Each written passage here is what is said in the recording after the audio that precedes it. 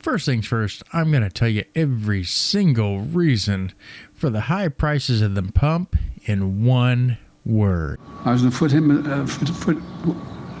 foothills of the Himalayas with Xi Jinping. We, the American people, are the economy. We control the gas prices. In this episode, I'm not only going to tell you how we can get our gas prices down below $2 a gallon, or maybe even below $1 a gallon again. I'm going to prove to you why it would work. I'm also going to disprove the lies about electric vehicles saving us money and being better for the environment. In this whole Paris climate control thing, I'm going to explain to you how that is literally nothing but big oil companies trying to raise the gas prices. Let's talk about electric cars. Let's talk about how much they save you at the pump, and let's talk about how much they're saving our environment. And then let's go ahead and call bullshit where bullshit lies at. Real simple. I could bore the dog shit out of you about the math that I went through to come up with all this, to check my facts and see what was and wasn't right. But here's what the facts are.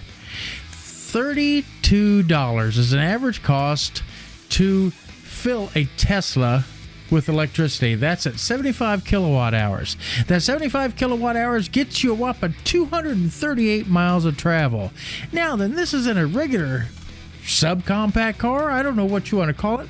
Let's go ahead and transition that against a Ford F-150 just to compare apples to frickin' giant apples. You take a brand new Ford F-150 that's averaging about 25 miles to the gallon, and you fill that thing up at $4 a gallon. Okay, and you're going to get 750 miles out of that thing. Now, grant you, that's going to cost you about $96 to fill up that Ford F-150 versus that $32 is going to cost you to fill up that Tesla. But you're getting 750 miles versus 238 miles on that Tesla. And what do those numbers actually break down to per mile? Here, let me tell you. 13.1 cents per mile in the Tesla, 12.1 cents in a full-size Ford F-150. So there you go on the problem of saving money. Bullshit.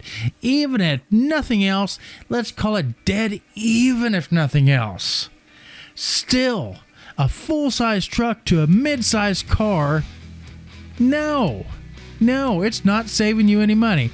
Now let's go on to the next stage and let's talk about how that electric car is saving the environment. You know how much coal it takes to produce 1 kilowatt hour of electricity?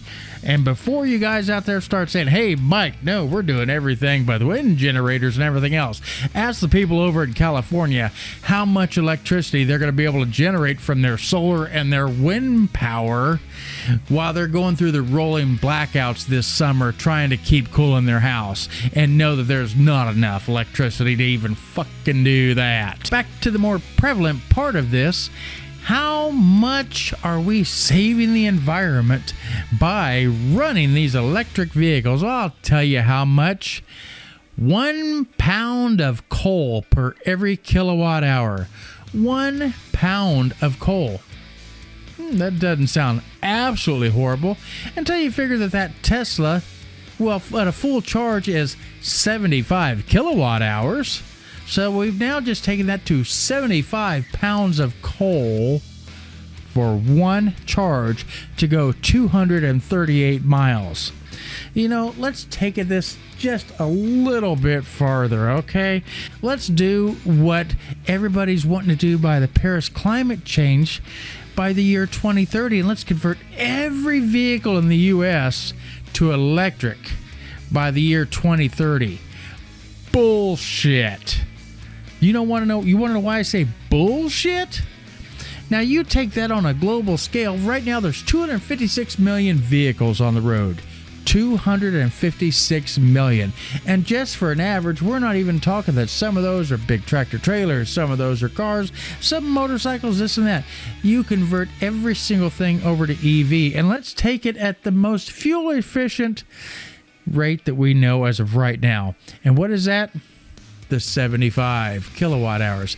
And let's take that 256 million vehicles in the entire US. What's that going to be? 20.7 billion pounds of coal per day. Let that sink in for you a little bit again. 20.7 billion pounds of coal per day. That is what it would take to run electric vehicles for the entire United States. You're going to tell me that's worse than a little gas? My ass, and everybody else out there knows it too. So that is fact one on your electric cars. I call bullshit. And just for a final note on that, let me put this in some real perspective for you. Currently, we use about 2.5 billion pounds of coal per day for electricity. 2.5 billion per day. All EV, 20.7 billion additional pounds per day of coal. That's what I've got to say on electric vehicles and how much they're saving the fucking environment. Bullshit. Now on to the way that we actually control the damn fuel prices. Let's take this into consideration first. Anything you have bought at your supermarket, anything you have bought at your local convenience store, any damn thing you have purchased anywhere was brought to you by diesel fuel. It either came by train, it came by plane, it came by truck. One of those. In any way, it was brought to you by diesel fuel. Now, the one thing that a lot of people don't realize that they should realize is that gasoline is a byproduct of diesel fuel. That's right, a byproduct of diesel fuel. And you want to know why the prices went up? The prices didn't go up on gas because they stopped building a pipeline that was going to move gas. That is literally speculation. And that's what they actually address it as in the stock market and this and that. What actually drove the prices up was that the fear of gas prices rising up made everybody go out and start filling up their tanks one day knowing, shit, gas prices are going to spike.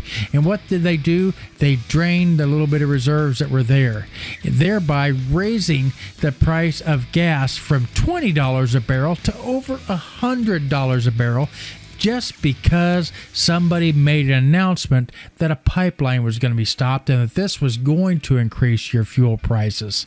So you made the gas prices rise. We all did. You want to know how to fix our fuel prices? The same exact way on the opposite end of the spectrum. Entire America. One day. Let's break it up over 3 days. 3 sections of the United States. Don't buy gas for 1 day. 1 day. Run that tank a little bit lower. If everybody did that on the East Coast, the Midwest, and then the West Coast, I'm here to tell you right now, those gas prices would drop so damn fast it would make your head spin. Why? Because they're still producing the gas. They still have to do something with that byproduct from jet fuel, diesel fuel. What are they going to do with it? It's going to have to sit there in reserves. They're going to have to drop the prices on that shit to get rid of it again.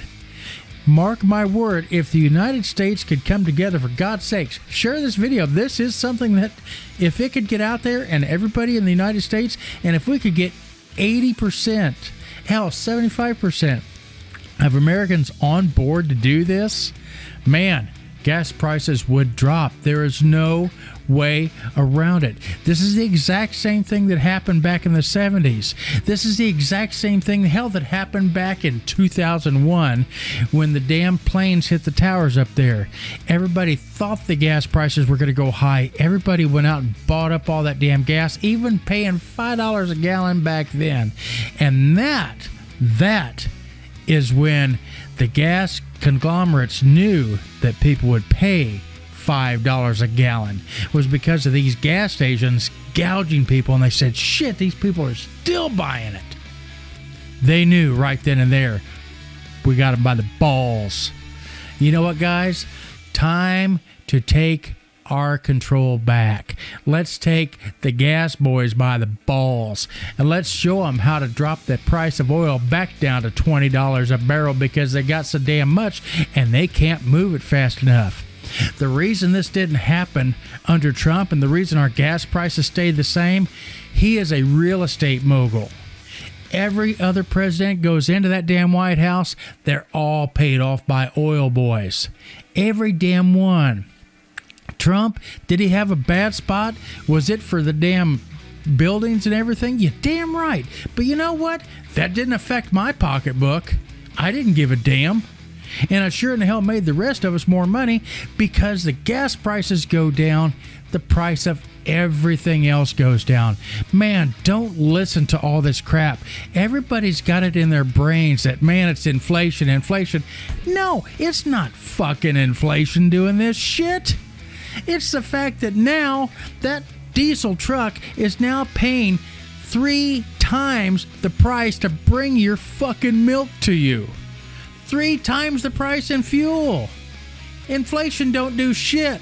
I'm here to tell you right now, inflation ain't got shit to do with gas prices. Their gas has went from $2 a gallon to $4 a gallon. That's 100% increase. 7.5, 8, 10% inflation doesn't do that. It's 100% markup, because they wanted to raise the price of everything. That's what they want to do. Guys, let's get together. Let's beat them at their own fucking game. Let's GameStop their ass by everybody in the United States. Let's get this shit together. Just don't buy gas for 1 day. That's literally all that has to happen. Guys, I'm Mike Hunt. You guys tell me down in the damn comments. I want to know. Please help. How can we get this kind of information out? How can we plan this? How can we make this a reality and actually get our shit back where it needs to be? Please tell me. I want plans for this. I want it to happen. I want the big oil guys to shit themselves, because it does happen, and because the American people came together and made it happen. Mike Hunt with ACM. Thanks to everybody. God bless America, and fuck everyone else, and I'm out of here.